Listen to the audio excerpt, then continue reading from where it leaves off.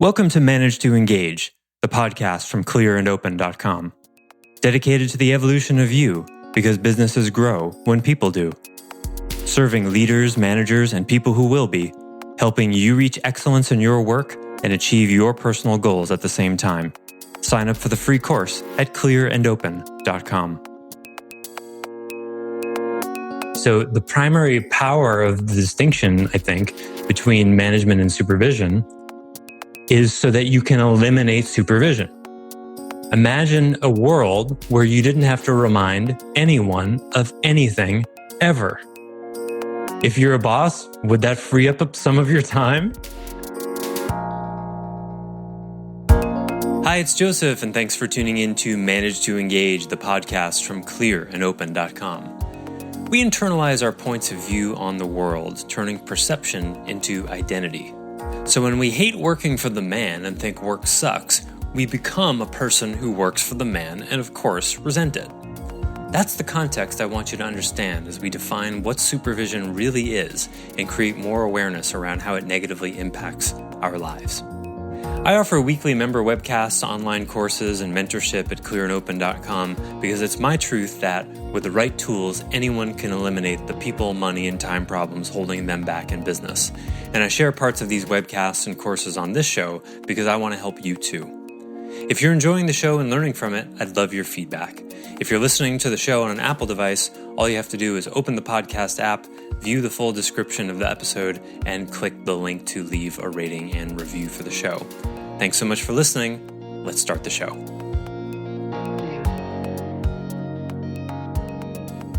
Conditioning leads to authority projections, which leads to resentment, and this can express in lots of different ways, which leads to the need for supervision, which leads to supervision, which creates the cycle again, right? Validates the whole thing. And the crazy thing about it is, like, if you start with that working for the man sucks, which is sort of a phrase to bring in all of that, right? Authority issues, conditioning about work, working for the man sucks. We'll use that as sort of a symbol for, if those are your glasses, then you will get validation for that. It's sort of like if you take a triangle-shaped cup, like what do they call those things? An Erlenmeyer flask. Remember those? And you go to the beach and you fill it up with some of the wet sand. You go, look, the sand is shaped like a triangle. No, your container is shaped like a triangle. The sand just is what it is. Right? Or just like the glasses metaphor we were talking about last time. If the glasses you're looking through is working for the man sucks, guess what will happen? You will work for the man and it will suck. That's what will happen. You won't be attracted to healthy bosses, or if you do have a healthy boss, you'll bring out the worst in them. Or if you don't bring out the worst in them, you'll bring out the best of them, but perceive it as the worst of them because you'll be committed to that point of view.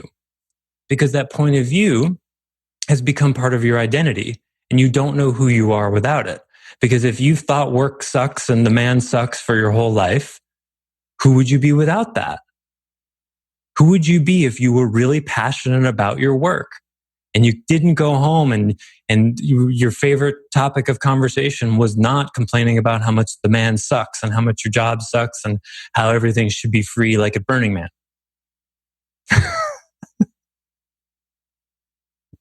Who would you be if you were like, wow, this isn't the job right now that I want to have for the rest of my life, but I'm using it as a vehicle to get where I want to go. And today I got 0.5% closer to that.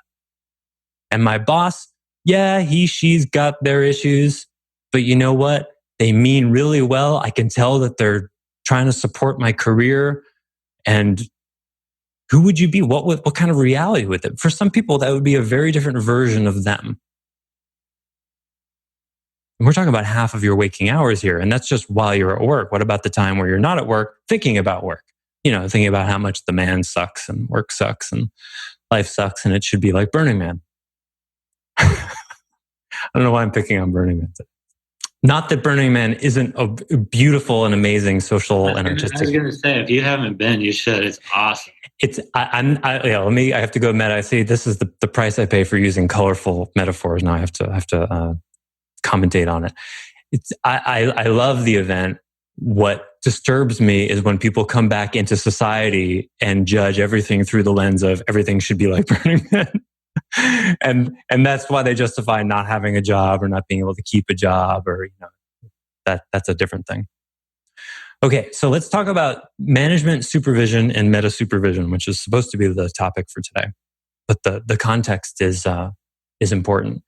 And speaking of context, the most important context when it comes to supervision and management and your authority projections and everything is the context of being able to look squarely at and accepting your weaknesses. This is why I'm beating so much the drum of how normal this is, that everybody's got it, that this is universal, because I've taught, perhaps in some ways naively, the code at clearandopen.com/code, in case you want to look at it again. Keeping your word, being on time, taking responsibility, not making excuses, these things that are actually very, very basic.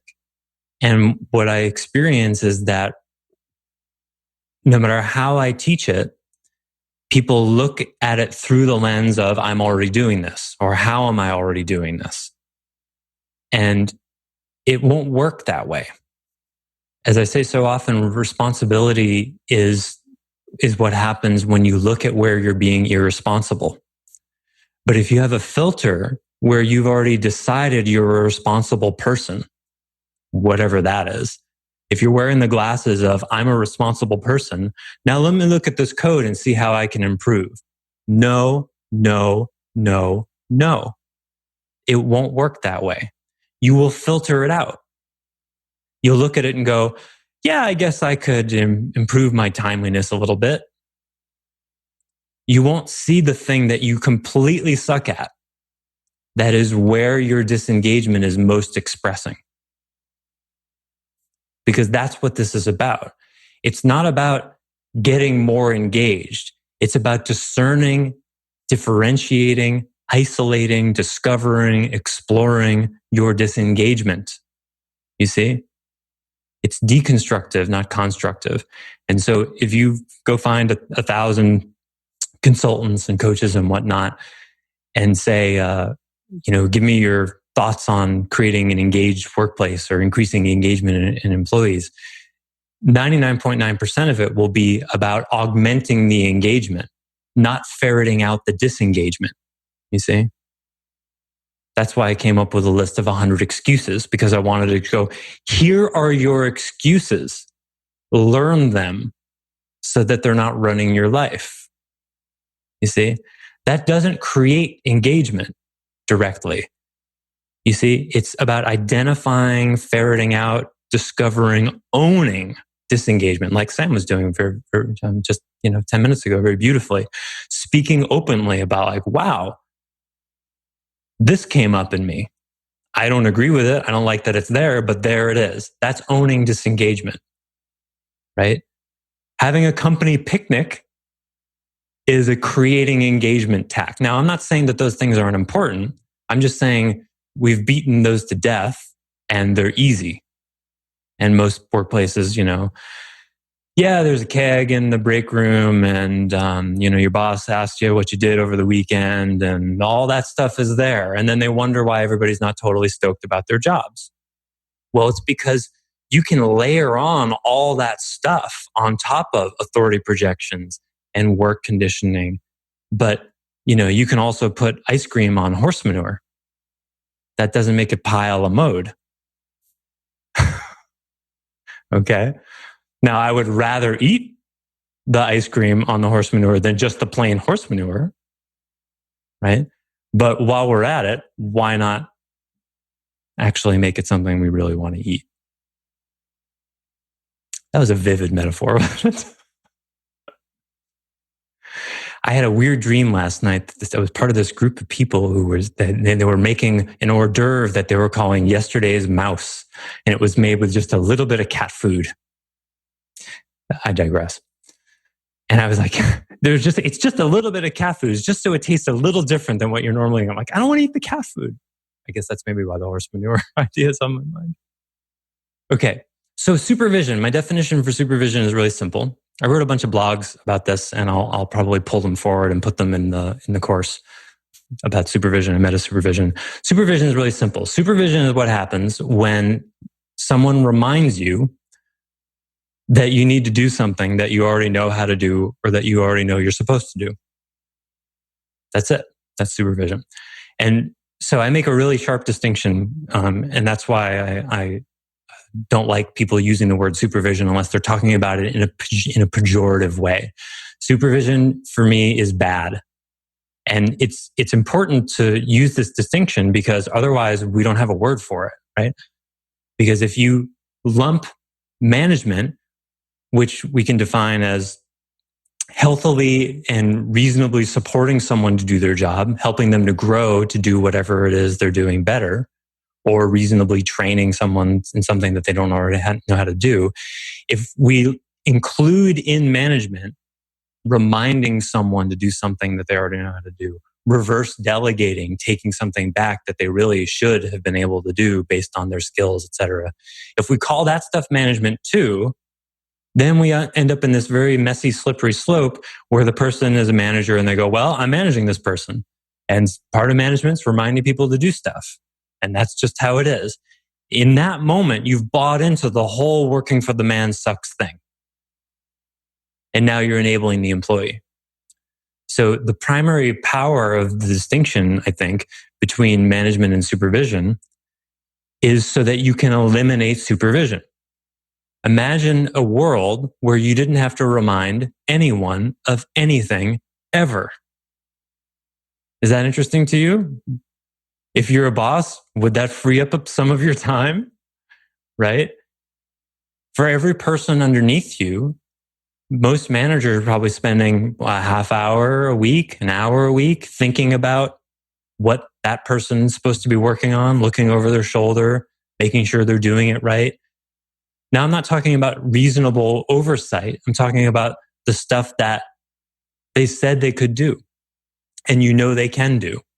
But because they're disorganized or disengaged or overwhelmed or whatever, in other words, they're not on it. They're not owning it and they don't have a good reason for it. And then you're shoring that up with your supervision. Supervision is like babysitting in that way, except babies need to be sat. Right? It's babysitting adults. It's like, making sure your best friend has enough gas in their car, and they're over 18. It's like that. So if you start to look at supervision as a completely unnecessary and total waste of resources, this should shock you. I mean, really, if you look at the world, think, and I joke about the reminder, I joke about the phrase, thanks for the reminder. Right? Just in that phrase, thanks for the reminder, there is so much there. Right? Have you ever heard anybody say, I'm so sorry you had to remind me of that? That's the better response. Or, oh, did you think that I'd forgotten? I hadn't forgotten. But I practiced this for a while. And when someone has to remind me of something, my first reaction is, crap, what happened such that they had to remind me of that? And then I go looking for what actually happened. Did I drop a ball? If so, how?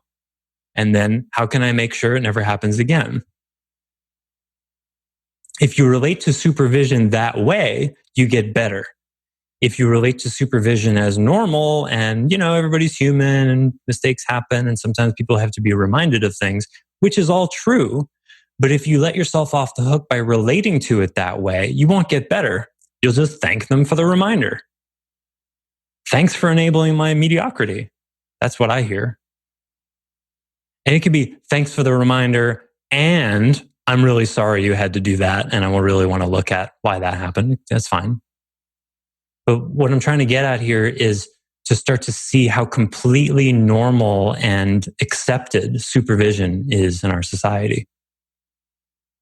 Because the code won't work for you. It won't lead you to excellence if you're still inside this mediocre world where supervision is okay. You won't see it as rigorously as it's intended. and you won't hold yourself to a high enough standard.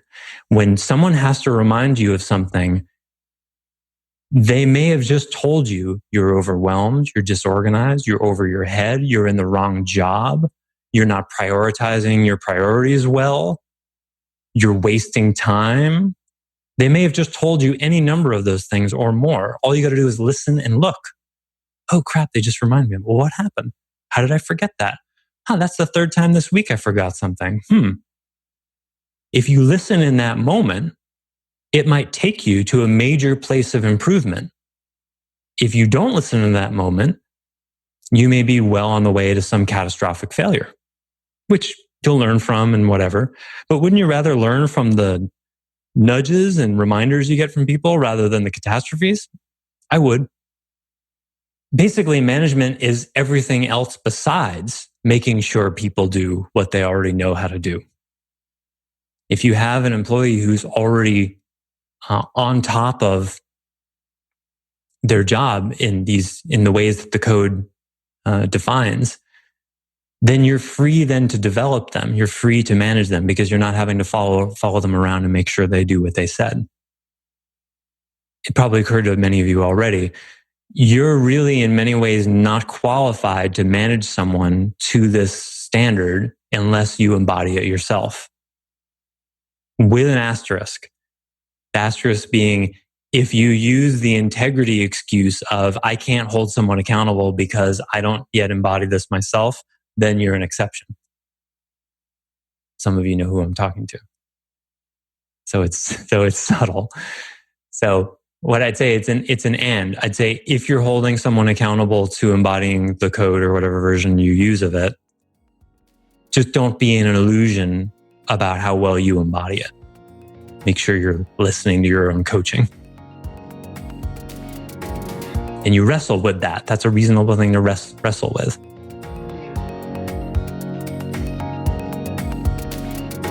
Thanks for listening to Manage to Engage, the Clear and Open podcast.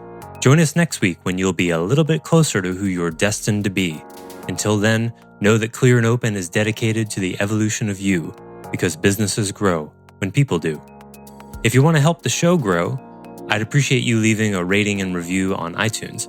All you have to do is open the Apple Podcasts app, view the full description of the episode, and click the link to leave a rating and review. Or you can go to clearandopen.com/review, and it will bring you to the right place. If you're looking for more support on your journey, head over to clearandopen.com for even more tools, articles, and free resources. Thanks so much for listening. Bye for now.